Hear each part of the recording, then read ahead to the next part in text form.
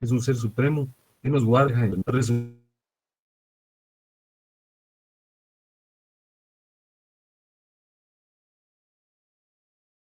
familia, en nuestra universidad, en toda temporalidad y con ello a las clases presenciales. En la última oportunidad en que estuvimos reunidos, todavía abordamos la temática de los modos de adquirir la propiedad, pero nos referimos específicamente a los modos derivativos de adquirir la propiedad y dijimos que hay varias clasificaciones, pero nosotros trajimos a cuenta los puntos de vista. Los modos derivativos a título universal y a título particular, en principio, señalando que los modos derivativos a título universal son aquellos que se refieren a la transmisión de todo el patrimonio y solo ocurren con la muerte del propietario a través de la sucesión mortis causa. Y luego tratamos lo relativo a los modos derivativos a título particular, que se refieren a la transmisión de uno o más bienes del patrimonio y generalmente se sustentan en actividades entre vivos. Y luego hablamos de los modos onerosos y de los modos gratuitos. Los modos onerosos son aquellos en los cuales una persona confiere una prestación, pero recibe una contraprestación. Ejemplificamos con la compraventa, dijimos que si yo vendo una casa, recibo el precio de la misma, ¿verdad? Entonces, esos son los modos onerosos en donde las partes son deudores y acreedores a la vez, tienen obligaciones y tienen derechos. Luego, los modos a título gratuito, dijimos que son aquellos en donde una persona transfiere un bien y no recibe nada a cambio, ejemplificamos con la donación. Luego hablamos de los modos de extinción del dominio, dijimos que hay voluntarios, que son los que se concretan obvia y lógicamente por la voluntad de una persona, y ejemplificamos con la renuncia. Los modos involuntarios son aquellos que se suscitan sin que medie el deseo de una de las partes, ¿verdad? Sino el propietario probablemente muere o ocurre un incidente, un percance, un evento que destruye el bien. Luego hablamos por los efectos y señalamos que hay modos absolutos cuando la propiedad se pierde para todos, ¿verdad? Señalamos la destrucción del bien o cuando ejemplificamos un caballo salvaje que recobra la libertad ya no es de nadie, y los modos relativos, que son aquellos en donde la propiedad se pierde para una persona, pero subsiste para otras, como en el caso de la compraventa y la donación. Transmitimos la propiedad, ya no somos propietarios, pero otros lo serán. Y por los efectos de la voluntad aislada señalamos que en efecto hay modos en donde interviene el poder público a través del decomiso, ¿verdad? Y de la expropiación, que es la temática que vamos a abordar el día de hoy y que se concreta en una reciente legislación a través de la extinción del dominio, que ya sabemos cómo opera, ¿verdad? Y por voluntad del propietario, que son los modos voluntarios, ¿verdad? Cuando una persona transmite un bien porque ella desea hacerlo. Luego hablamos de las facultades del dominio, que son las facultades del propietario, las de uso y aprovechamiento, que son las que facultan al propietario para utilizar un bien y aprovechar los frutos que le corresponden. Hablamos de quien tiene un plantío, ¿verdad? Y obvia y lógicamente puede residir en la casa en donde está el plantío y aprovecharse de los bienes que corresponden. Hablamos también de las posibilidades o facultades de disposición, que es cuando el propietario determina el destino de un bien, lo vende, lo dona, etcétera. Y hicimos alusión a una facultad muy especial, es la facultad de gravar, la facultad que consiste en imponerle un gravamen a un bien con el propósito de garantizar el cumplimiento de una obligación. Ejemplificamos con quien va a un banco y solicita un empréstito, y en el banco le solicitan una garantía y constituye sobre el bien de su propiedad una hipoteca, ¿verdad? Allí nos quedamos, esa es la temática. Fíjense que hoy vamos a abordar un tema muy breve, realmente brevísimo. es la justificación social de la propiedad. Yo había estimado que empezáramos a tratar la primera parte de la copropiedad, pero creo poco conveniente escindir el tema para no confundirlos, que hasta la copropiedad es el tema que vamos a evaluar en el segundo examen parcial. No hemos precisado cuándo empieza, pero como regularmente hay una petición de algún grupo de alumnos y ya no se puede dar clases, quiero concluir el martes con ese tema y transmitirles ese día el cuestionario. Ya tenemos uno, pero lo vamos a complementar para utilizar la mecánica que siempre empleamos. El temario de esta... Perdón. ¿Puede descargar nuevamente el PDF? Sí, por favor. ¿Cierro entonces o qué hago? Sí, cierre eso y vuelva a descargar. Les pido disculpas un momentito. Vamos a ver.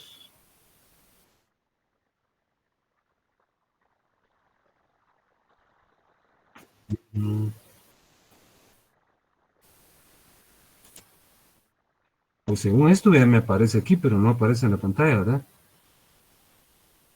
Sí, licenciado, sí se ve. Ya, licenciado, ya se observa. ¿Ya lo ven ustedes? Sí, Sí, licenciado. Les, les pido disculpas, pero les he contado que soy poco hábil con este asunto y a veces cometo errores muy elementales y al parecer había cometido uno, pero ya me lo hizo notar doña Sonia y gracias a Dios pues ya lo corregimos.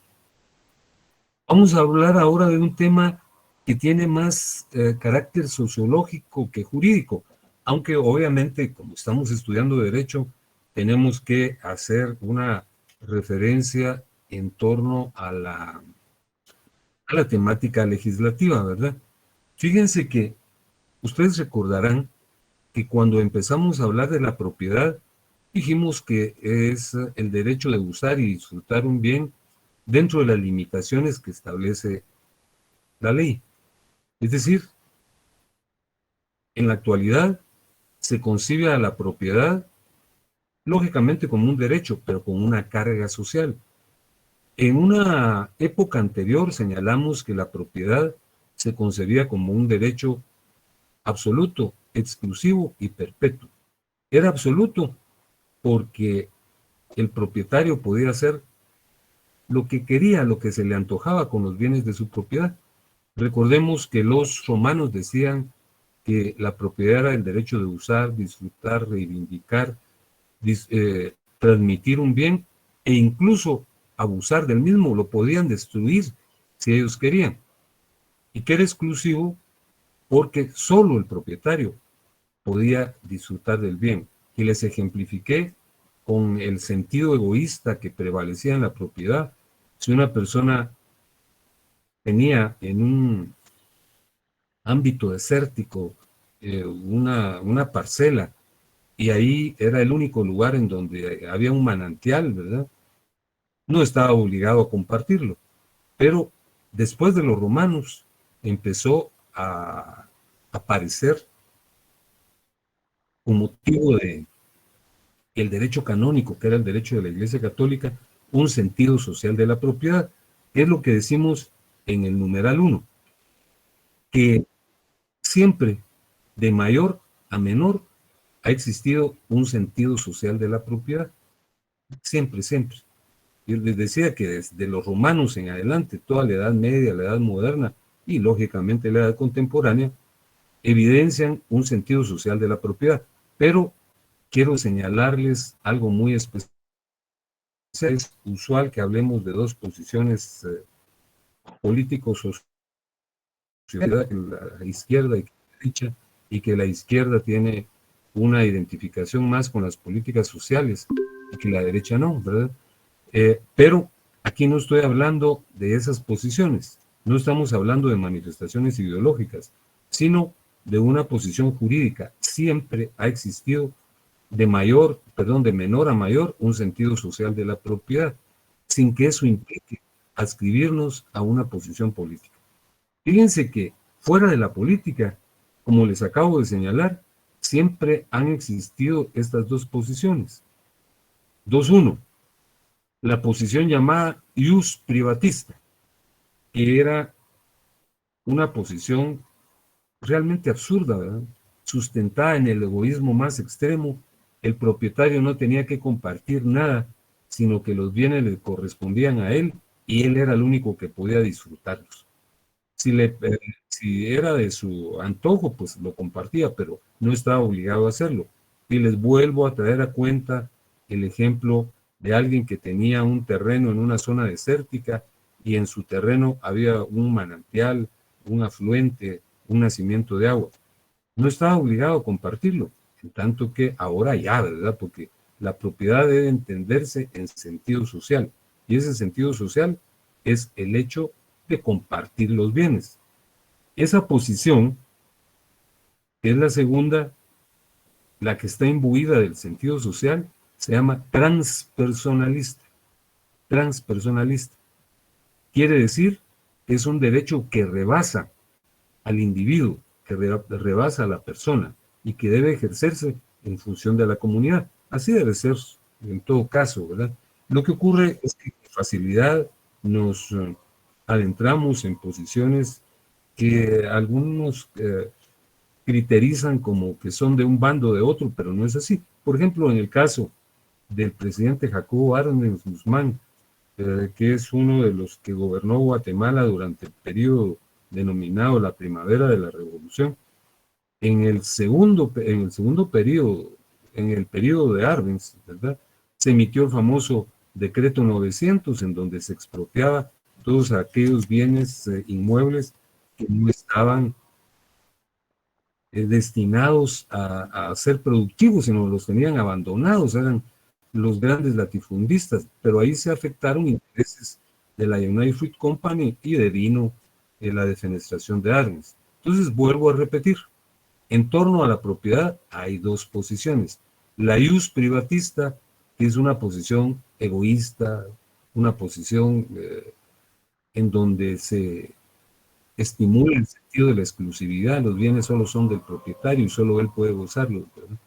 Y la posición transpersonalista, que es la que está sustentada en una posición social, ¿verdad? Sin que esto se interprete como un criterio político, sino como un imperativo social, el imperativo de ejercer la propiedad, inicialmente para satisfacer nuestras necesidades personales, pero contribuyendo al bien común, como lo decimos acá. Según este criterio, la propiedad, además de satisfacer las necesidades personales de su titular, tiene que contribuir al bien común.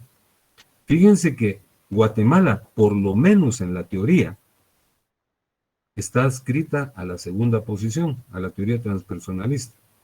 Pues la realidad es muy distinta, pero desde el punto de vista meramente teórico, legislativo, hay un decreto, que es el decreto 529, que es el que le señalo aquí en el numeral 3. El decreto 529 es la ley de expropiación.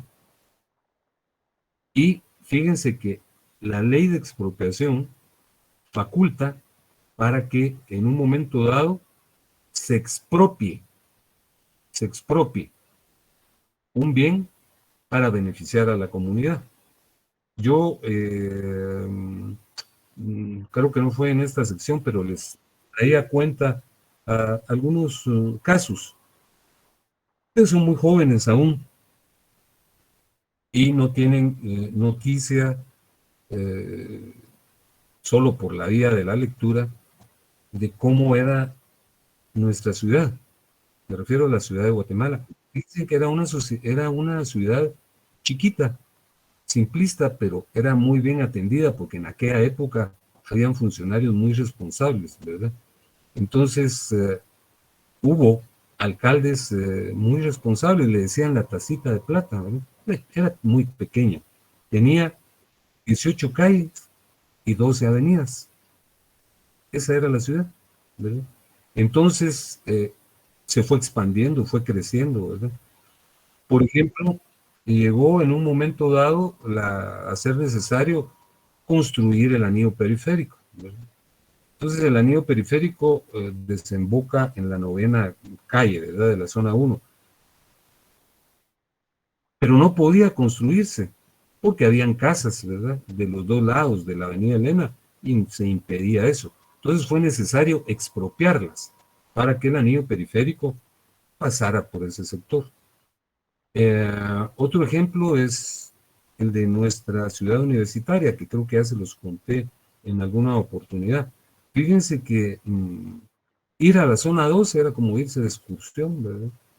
Era un lugar alejado, sobre todo de la ciudad universitaria. Boscoso, muy bonito, ¿verdad? Se creó el periférico, pero por allí, donde está este hospital, ¿verdad? ¿Cómo se llama este hospital grandote que hay por ahí enfrente de un centro comercial? No recuerdo cómo se llama este hospital, por Dios santo. El Del hermano Pedro. Del hermano Pedro, muchas gracias. Pues fíjense que allí, justamente, había una construcción, una enorme casa que tapaba la carretera, entonces había que dar una vuelta hasta peligrosa, ¿verdad? Y era difícil volver a acceder al anillo, hasta que se expropió, se promovió la expropiación y la calle ya siguió de manera directa, ¿verdad? Entonces, esta ley, el decreto 529, regula la expropiación. Entonces, fíjense que debo decirles que la expropiación no quiere decir decomiso, hoy lo vamos a señalar adelante, que le quiten a las personas a la fuerza sus bienes, no, porque como lo vamos a explicar muy brevemente, es una negociación. Fíjense que, por supuesto, no se puede andar expropiando antojadizamente, ¿verdad? Vamos a expropiar este sector o este otro, no.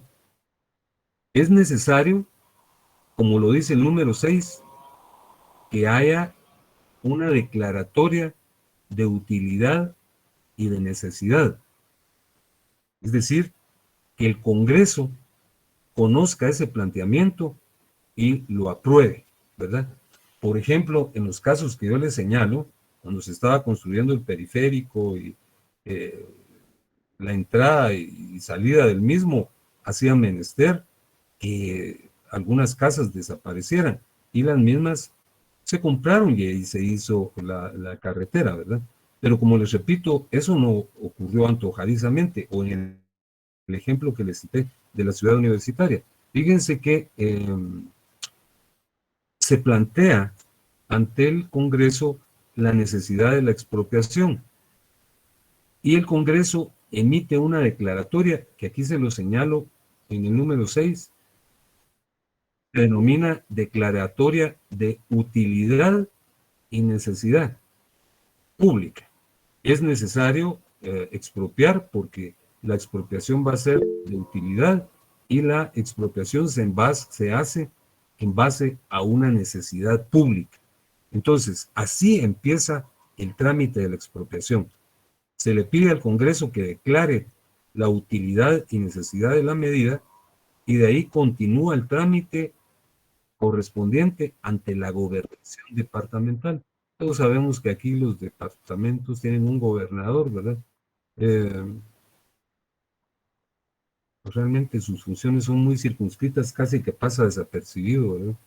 Entonces, pero allí se hacen los trámites. Entonces, el primer paso es la declaratoria de utilidad y necesidad que la formula el Congreso de la República y luego los trámites sucedáneos se realizan ante la gobernación departamental. Yo les decía que no se trata de andar expropiando bienes por aquí y por allá.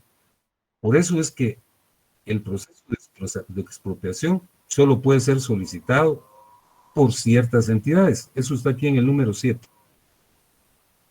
El proceso de expropiación puede ser solicitado por el Estado, por las municipalidades, por los contratistas o concesionarios de servicios públicos, por las empresas o compañías particulares legalmente autorizadas y por la Universidad de San Carlos. La verdad es que las expropiaciones que yo conozco han sido generadas por una abolición de las municipalidades y del Estado.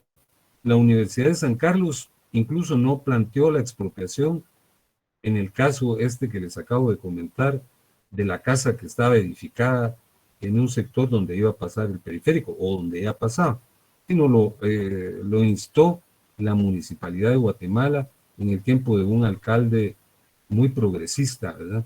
Era don Manuel Colón Margueta. Por cierto, en la facultad hay una sala de juicios que ahora se utiliza como salón de actos. Hay 2 salones de actos, ¿verdad? El salón de actos Mario López Larrabe y este otro que se llama precisamente Manuel Colón Margueta en honor de ese alcalde. Ahora, ¿qué bienes son los que pueden ser materia de expropiación? Todos los bienes que estén en el comercio. Pero lógicamente los que podrían ser materia de expropiación son regularmente los inmuebles. Fíjense lo que está pasando con la carretera esta Chimaltenango, el famoso libramiento de Quetzaltenango. El argumento que traen las autoridades para referir que se exploma cada rato es que las personas que están arriba de la carretera no posibilitaron la expropiación. Yo creo que ni fue instada y que por eso el paredón ese es casi horizontal. Pero se lo señalo porque es el Estado, en este caso a través del Ministerio de Comunicaciones, quien debió haber instado la expropiación. Entonces, todos los bienes, diferentemente los inmuebles, pueden ser expropiados. Aquí en el 9 le señalo algo que es muy importante. Expropiar no significa extinguir el dominio, así como ha ocurrido con políticos corruptos recientemente, ¿verdad? Que han acumulado un patrimonio, preferiblemente bienes de toda índole, particularmente inmuebles, utilizando procedimientos aviesos, ilegales, ¿verdad? Entonces hay un proceso en donde se extingue el dominio, pero ahí no les pagan nada, sino el dominio pasa a ser del Estado, ¿verdad? Los bienes cuyo dominio se extingue pasan a ser del Estado. Aquí no. La expropiación tampoco es decomisar, sino que se realiza una justipreciación del bien y se le paga una indemnización, ¿verdad? Fíjense que la indemnización no solo será comprensiva del valor del bien, del valor inscrito del bien, sino de los daños y desmerecimientos que se produzcan en los bienes aledaños, ¿verdad? Entonces, la ley está muy bien concebida. Fíjense que para ir concluyendo con esta exposición, debo señalarles que hay 2 fases relacionadas con el proceso de expropiación. La fase voluntaria y la fase contenciosa administrativa. La fase voluntaria es cuando las autoridades se acercan al propietario y le explican, mire, fíjese que aquí vamos a construir un camino y necesitamos este inmueble. Entonces queremos expropiarlo. Expropiarlo no quiere decir que se lo vamos a quitar por la fuerza, sino que le vamos a pagar de conformidad con el valor declarado, ¿verdad? El valor declarado a veces es menor para pagar menos impuestos y esto es un riesgo, ¿verdad? El propietario puede decir, bueno, sí, está bien, estoy de acuerdo, ¿verdad? Mi propuesta es tanta. Y si el Estado la acepta, le paga y ahí se terminó el procedimiento, ¿verdad? Pero puede ocurrir que el propietario no esté de acuerdo con el precio, ¿verdad?, que le están ofreciendo. Entonces, en este caso, la ley le da un término cuyo lapso mayor es de 10 días y el menor es de 5 días para que él se pronuncie. ¿Cuánto quiere usted por su terreno? Y él no contesta. Entonces se inicia la fase contenciosa administrativa, que es con la que concluye. Fíjense que este es el breve temario de esta tarde. Lo voy a repetir rápidamente para luego intercambiar algunas preguntas.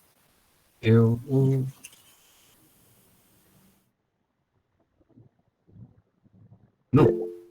Bueno, fíjense que yo les dije que siempre ha existido un sentido social de la propiedad desde las épocas más remotas.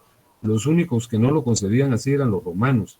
pero de Roma en adelante, durante toda la Edad Media, particularmente con el derecho canónico, la Edad Moderna y la Edad Contemporánea, siempre se ha concebido que la propiedad debe ejercerse en un sentido social, teniendo en cuenta a la colectividad. Por eso les hice alusión a dos posiciones.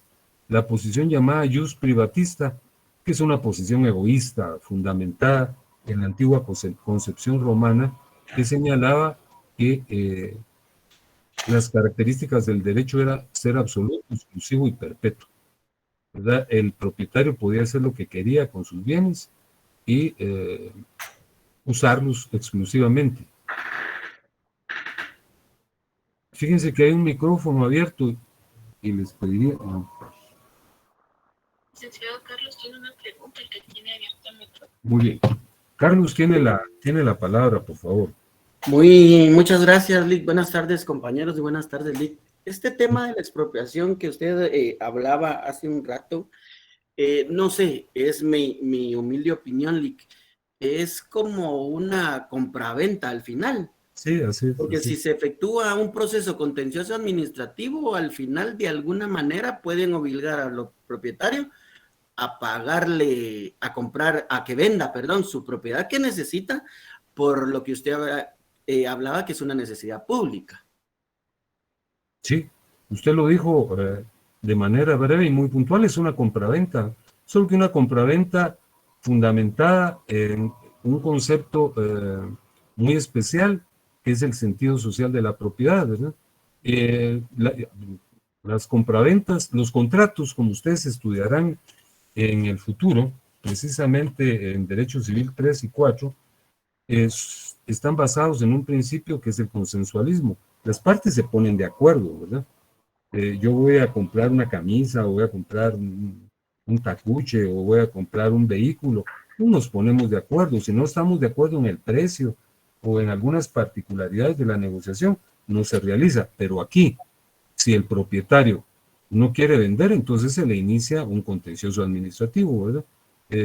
Se le fija un lapso que puede ser de 10 días al máximo y de 5 días al mínimo para que él dé una respuesta. Y si no es exactamente, Carlos, lo que usted dijo, es una compraventa, y por eso la doctrina dice que es una compraventa sui generis.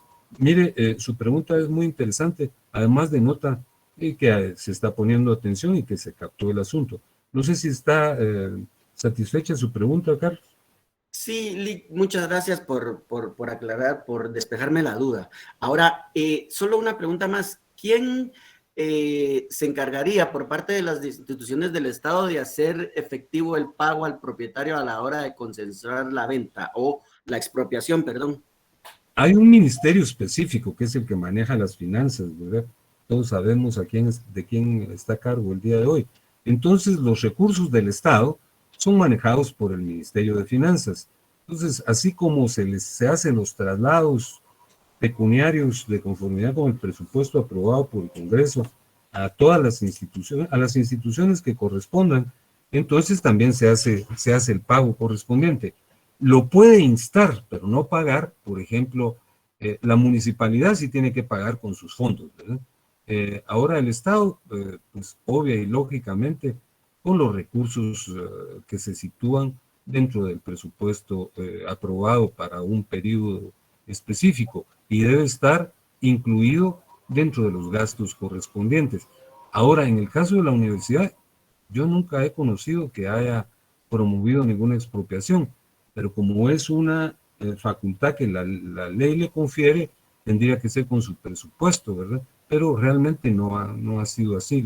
Yo no he conocido a lo largo del ya luengo periodo de tiempo que tengo de ser universitario, de alguna expropiación que haya instado la universidad.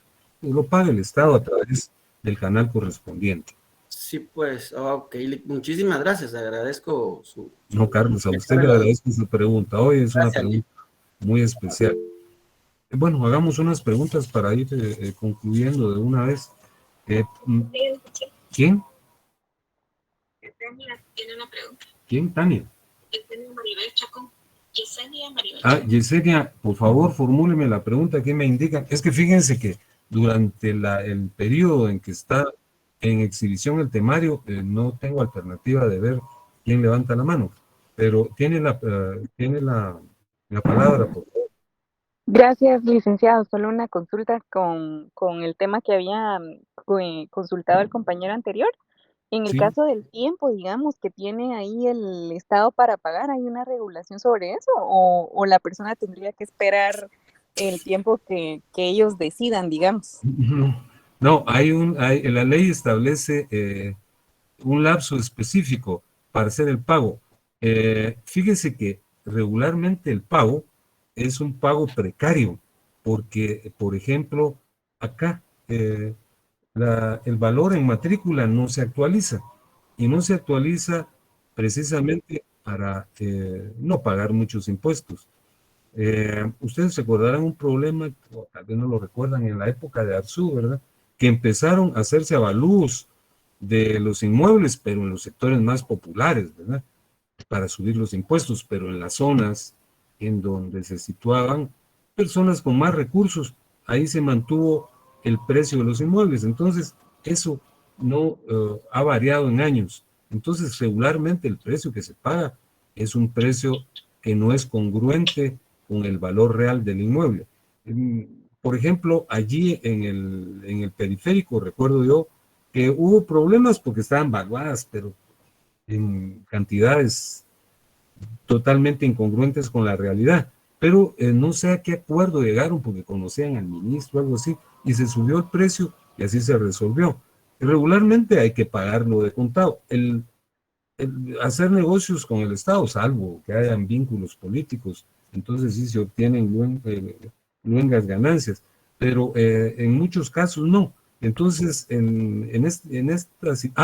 les cuento otro caso de una expropiación en relación a la pregunta que me formularon. Como les decía, ustedes son en extremo jóvenes. La sociedad, la ciudad ha cambiado mucho. Fíjense que en el Trébol, ahí donde están los puentes gemelos, en donde se sube para la Avenida Bolívar, ahí había un horrible, un espantoso adefesio que se llamaba Fábrica de Hilados El Cometa. No solo era un peligro, sino que era terriblemente desagradable, porque estaba sobre un montículo que amenazaba con derrumbarse, ¿verdad? Y era intocable porque el propietario era una persona, no lo recuerdo con exactitud, pero era turco o libanés o algo así. Pues estaba protegido por el régimen de la época, ¿verdad? Eso fue en los años 60. Entonces, fíjense que finalmente se inició la expropiación, ¿verdad? Y le pagaron a él, yo creo que hasta le pagaron de más, ¿verdad? Porque era otra ley, pero sí se expropió. La verdad es que la ley está bien concebida y hay que pagar el valor que está registrado, ¿verdad? Si se ha registrado por menos valor, entonces se corre un enorme riesgo en el caso de la expropiación. La verdad es que el pago, a menos de que sean cantidades exorbitantes, se paga en su totalidad. El Estado casi nunca paga de inmediato, ¿verdad? Pero hay un proceso, que es el proceso que yo le señalé, en el caso del contencioso, o en el caso del voluntario puede negociarse por parte de ambas partes que el pago se realice en un tracto único. Es muy difícil que se pague al contado, ¿verdad? O en un tracto sucesivo, que sería por pagos. Realmente hacer negocios con el Estado aquí en Guatemala es terrible, pero no lo fija arbitrariamente, la ley lo establece. Lick, disculpe. Sí, por favor. Bueno, en las negociaciones con el Estado está regulado a través de la ley de contrataciones, ¿no? Y ahí, pues, si no estoy mal, creo que estas negociaciones el Estado debe pagar en un máximo de 30 días, si no estoy mal. No, esta negociación no se hace de acuerdo con esa ley. Fíjese está fuera de esto, entonces. Por eso le señalé, ahí está en el número 3. Hay un decreto específico, que es el decreto 529. Esta ley fíjense que es una ley muy remota. Es una ley muy vieja y es una ley específica, porque como les digo, expropiaciones no se realizan con extrema frecuencia, ¿verdad? Yo recuerdo que las últimas que se hicieron fueron estas que les traje a cuenta, las del periférico y las de la franja transversal, si mal no recuerdo. Pero esta es una ley específica y todos los asuntos relativos a la misma están contenidos en el decreto 529, que pareciera ser una ley abandonada. Por cierto, no lo encuentro aquí, que yo todavía tengo aquí está. Fíjense que este es el decreto 529, que data de hace muchísimos años, pero el mismo ha sido, data, fíjense, de julio de 1948. El mismo fue actualizado. Por cierto que se emitió en un gobierno muy democrático, que fue el de Juan José Arévalo. Entonces, lo relativo al pago es relativamente celérico, ¿verdad? No tiene nada que ver aquí la ley de compras. Fíjense que los trámites se realizan en gobernación y del artículo 23 al 27 están contenidas todas las fases de la expropiación. Por ejemplo, los artículos 24 y 25 hablan de todos los trámites. Por ejemplo, el 24 dice, de la solicitud se correrá traslado, ya no dicen audiencia porque es muy viejo, al propietario por el término de 7 días. El 25 dice, dentro del término anterior, el propietario deberá evacuar el traslado, el escrito de contestación, bueno, pues ponen ahí todo lo relativo, y la expresión de la suma que pretende, que es el numeral quinto.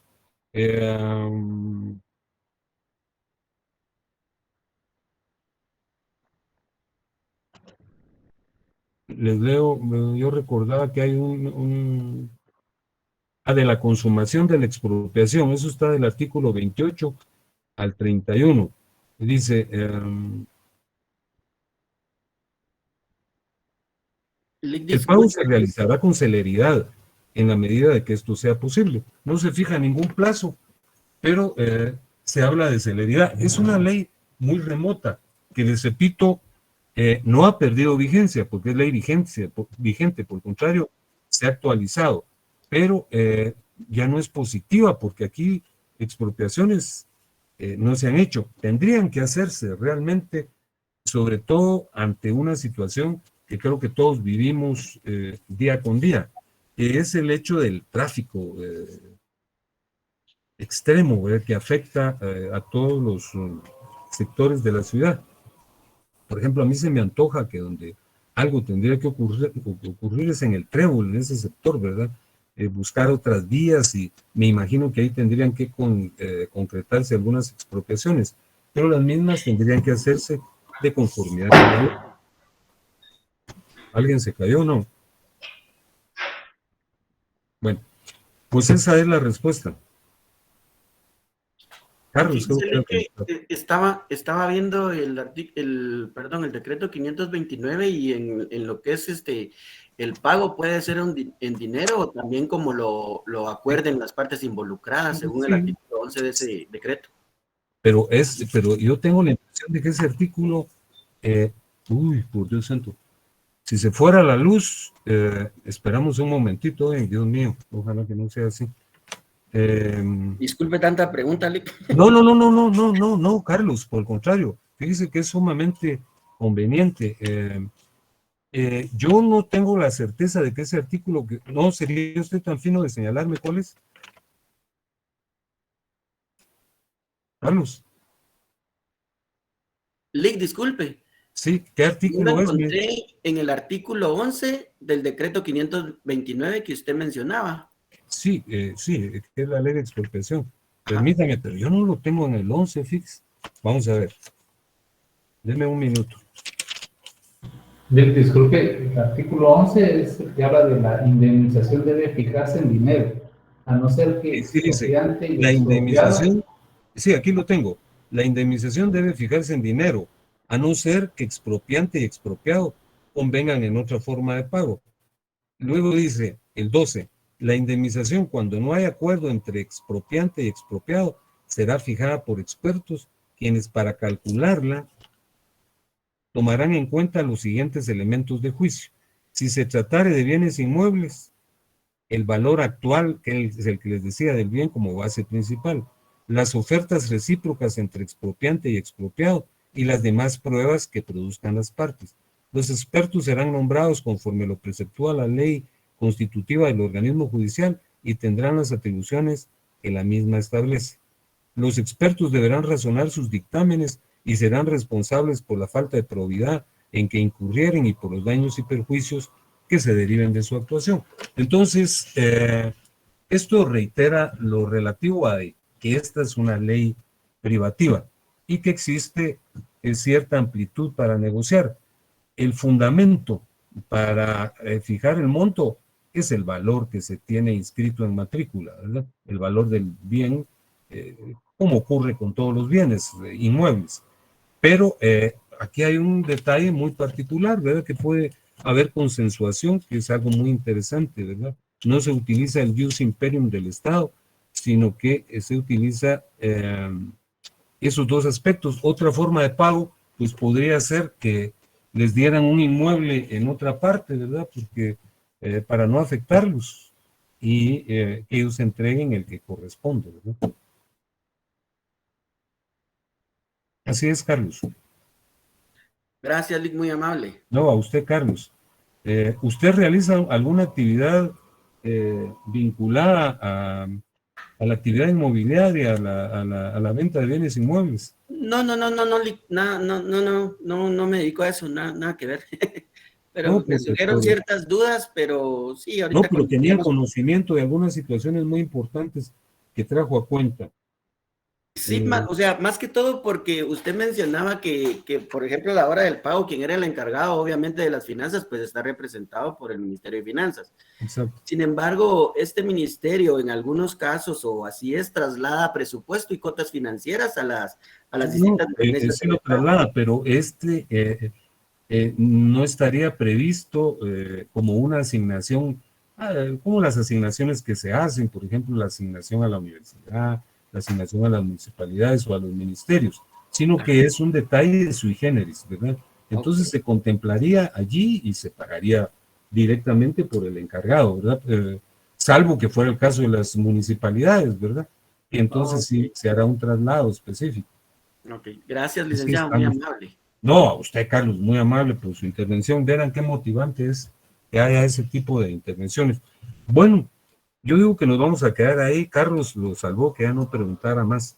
Entonces, el día martes vamos a tratar la copropiedad y les señalo que ese día vamos a entregar el cuestionario para concluirlo. Ya les creo que tiene 36 preguntas, pero estaba planificado hoy que abordara la primera parte de la copropiedad, pero no nos dio tiempo. El tema es interesante y yo les agradezco cuando intervienen, así como lo hizo Carlos este día. Me dio mucho gusto saludarles y hablaremos el día martes, por favor. Gracias. Muy bien.